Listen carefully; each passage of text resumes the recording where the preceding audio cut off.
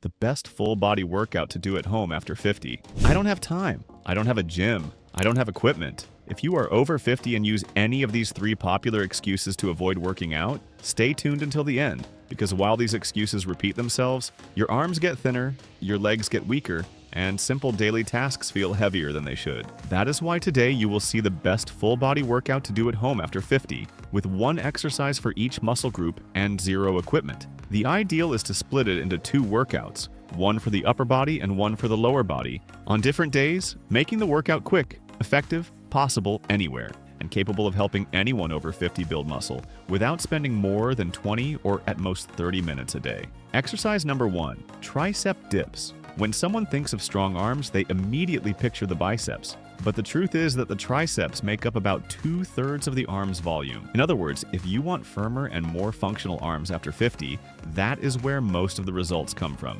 And the best part? You can train them using just a sturdy chair from your own home. Tricep dips strengthen the back of the arm, exactly the area that tends to become flabby over the years. Beyond aesthetics, they improve pushing strength, the ability to get up from the couch, and to brace yourself safely. Everyday movements that many people over 50 start to avoid without even realizing it. To perform it correctly, sit on the edge of a firm chair, place your hands beside your hips with your fingers pointing forward, slide your body off the seat, and lower yourself by bending your elbows until they reach close to a 90-degree angle. Then push back up until your arms are almost fully extended. Keep your elbows pointing backward, never flaring out to the sides. A common mistake is descending too fast and letting the shoulders roll forward, which overloads the joint. The secret lies in controlling the eccentric phase, that is, the descent, taking about 2 to 3 seconds on the way down. It is precisely this phase that generates a large part of the stimulus for muscle growth. For beginners, I recommend starting with your feet closer to your body and your knees bent, which reduces the load. As you get stronger, extend your legs further out. Start with 2 to 3 sets of 8 to 12 repetitions. If you feel shoulder pain or have had a rotator cuff or wrist injury, avoid this movement and opt for pushing exercises that keep the elbows closer to the body. Now let's move on to the shoulders, which give the appearance of a broader and more athletic body. Exercise number 2, lateral raises with water bottles. The shoulders are one of the most complex joints in the body and require balance between all 3 portions, front, lateral, and rear. But it is the lateral deltoid that is most responsible for creating that wide shoulder look, the famous V shape that visually slims the waist, and you do not need dumbbells to train it. 2 water bottles or sand-filled bottles work perfectly. Lateral raises strengthen and add volume to the side of the shoulder, improve posture, and help with any overhead movement, such as reaching something on a high shelf. For those over 50, strong shoulders also mean a lower risk of injury when carrying bags or holding grandchildren. To perform it, hold a bottle in each hand, stand with your arms at your sides and a slight bend in your elbows. Raise your arms out to the sides up to shoulder height, as if you were spreading wings, and lower them slowly. The movement should be driven by the shoulder, not by the momentum of your body. A mistake I see many people make is using too much weight and swinging the torso to throw the bottles upward. This takes the stimulus away from the shoulder and shifts everything to the neck. Choose lighter bottles and prioritize control. Remember that the deltoid responds well to higher repetitions. Do 3 sets of 12 to 15 repetitions, gradually increasing the weight of the bottle. Do not neglect the rear portion of the shoulder in other workouts either, as it is crucial for joint health and good posture. Those with shoulder tendonitis should reduce the range of motion and stop below shoulder height. Exercise number 3, mountain climbers. This exercise might seem like something for a young person's gym, but hold on, it adapts beautifully to any age. Mountain climbers work the core, the shoulders, and also elevate the heart rate, functioning as light cardio within the strength workout itself. Keeping a strong core after 50 is not about vanity, it is about protection. The core stabilizes the spine and prevents lower back pain, while also improving balance and reducing the risk of falls, which is one of the biggest concerns at this stage of life. To perform it, get into a plank position with your hands under your shoulders and your body in a straight line. Then bring one knee at a time toward your chest, alternating legs at a comfortable pace. Think of it as walking in place, but supported on your hands. And do you know why so many people feel back pain doing this movement? Because they let the hips rise too high or sink too low. The secret is to keep the torso firm and stable, as if you were balancing a glass of water on your back without letting it spill. For beginners, I recommend starting slowly, bringing the knee in without rushing, or placing your hands on a higher surface such as a couch or a table. This significantly reduces the intensity. Do 3 sets of 20 to 30 seconds. Those with wrist problems, uncontrolled high blood pressure, or dizziness when lowering the head should substitute this with a simple forearm plank, which protects the joints while maintaining the stimulus on the core. Moving back up to the upper body, we arrive at the chest.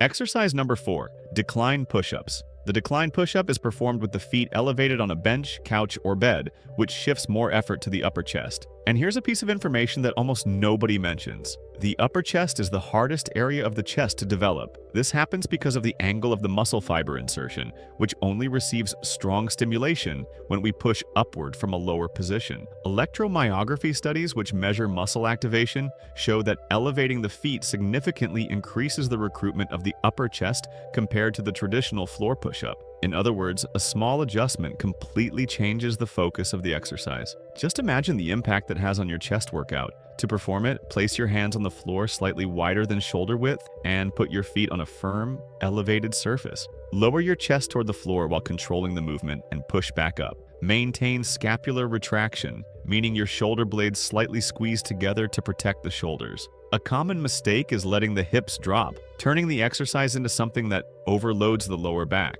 Keep your body straight as a board from start to finish. Start with 3 sets of 8 to 12 repetitions. If the elevated feet version is too difficult, begin with the traditional floor push-up. People with shoulder pain or high blood pressure should be cautious about keeping the head below the level of the heart. Exercise number 5, backpack curls. We mentioned that the triceps dominate the arm, but the biceps plays an essential role in pulling and carrying strength. And that backpack sitting in the corner, the one you used for traveling, becomes the perfect dumbbell. Simply fill it with books, water bottles, or bags of rice to adjust the weight. Curls strengthen the front of the arm and improve everyday movements such as carrying groceries, opening heavy doors, and lifting objects from the floor. For those over 50, maintaining grip and arm strength is directly linked to independence and quality of life. To perform it, hold a backpack by the bottom handle with both hands, or one in each hand if you prefer. Let your arms hang extended at your sides, and flex your elbows, bringing the weight toward your shoulders. Lower slowly until your arms are almost fully extended.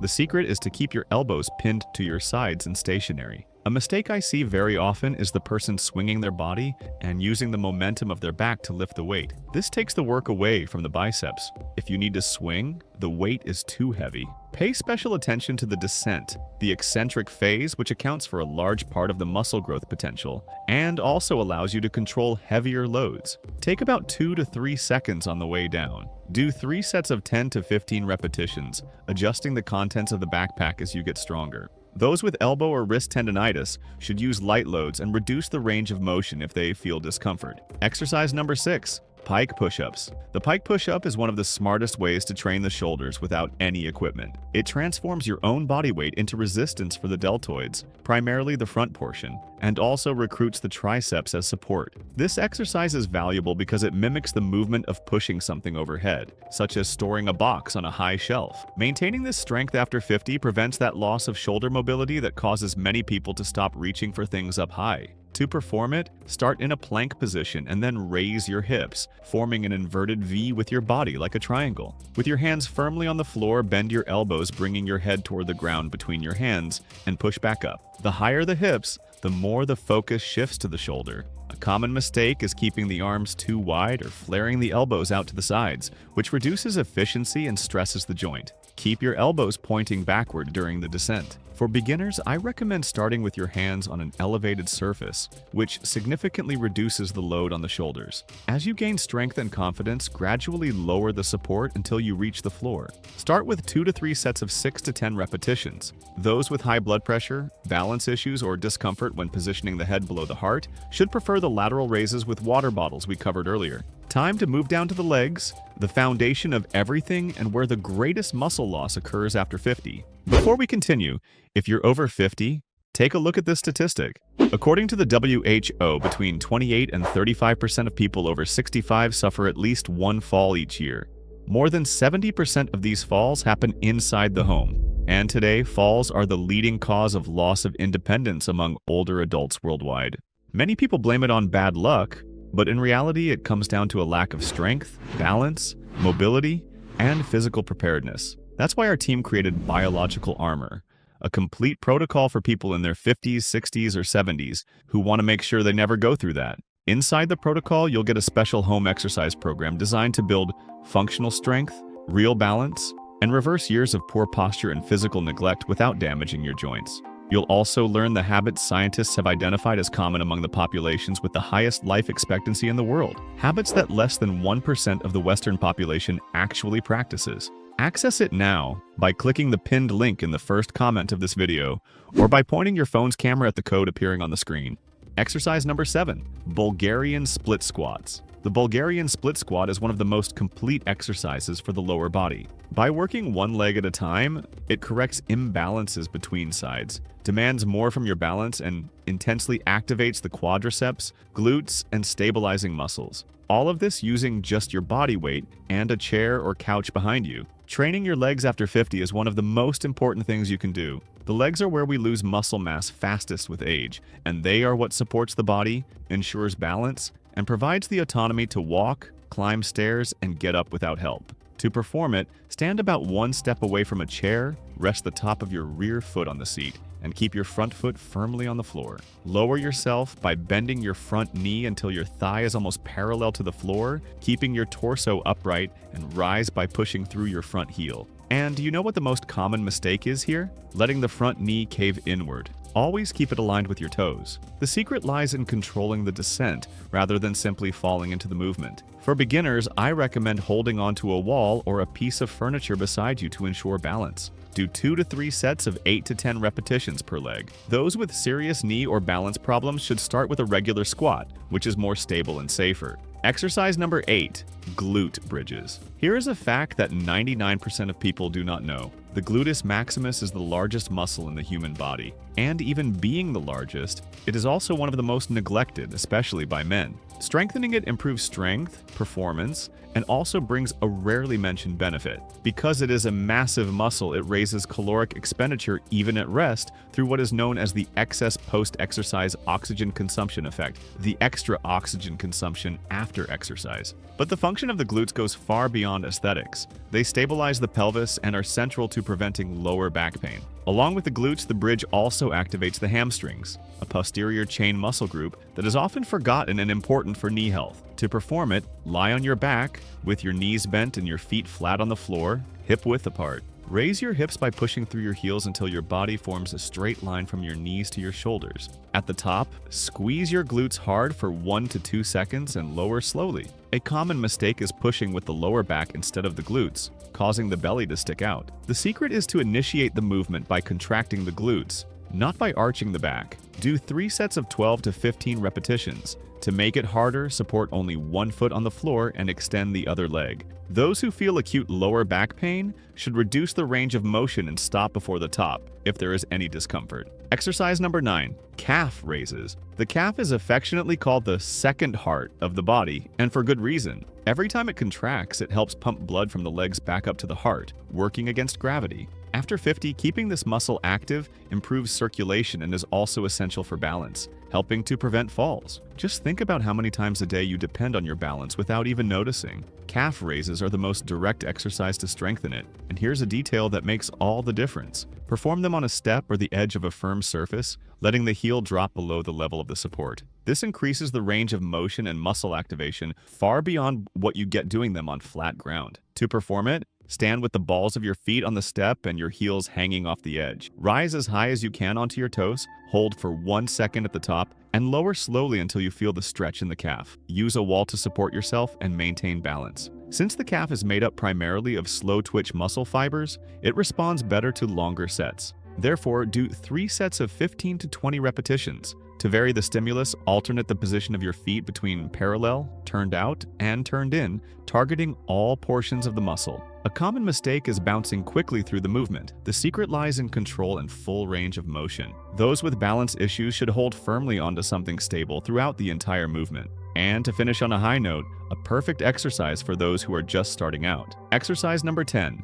knee push-ups. The knee push-up is the ideal entry point for those who do not yet have the strength for a traditional push-up. It works the chest, shoulders, and triceps all at once, but reduces the load by resting the knees on the floor, making it accessible to virtually anyone over 50. The beauty of this exercise lies in its ability to build a foundation. Many people give up on push-ups because they cannot complete even one full repetition. Here, you develop strength gradually and safely until you are ready to progress. Regular practitioners are able to move on to full push-ups within just a few weeks of consistent practice. To perform it, place your hands on the floor slightly wider than shoulder width and rest your knees on the ground, crossing your feet behind you. Keep your body straight from your head to your knees, without lifting your hips or letting your lower back sag. Lower your chest in a controlled manner and push back up. Remember to maintain scapular retraction with your shoulder blades slightly squeezed together to protect the shoulders. A common mistake is only lowering the head instead of the chest, shortening the movement. Lower your entire torso.